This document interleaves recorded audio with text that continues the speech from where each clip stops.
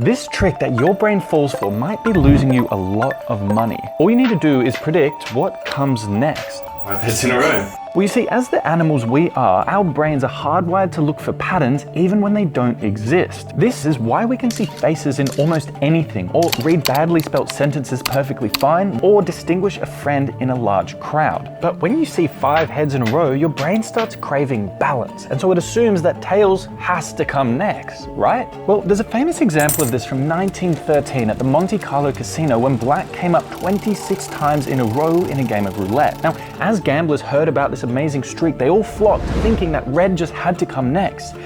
And people lost millions of dollars. This is the gambler's fallacy, also known as the Monte Carlo effect. And it's when you know that each flip of the coin is independent of the last, despite the fact you feel like tails just has to come next. In a similar way, when you gamble and have a series of losses, it can feel like you're due for a big win. And this changes the psychology of losing to be like progress towards your big win.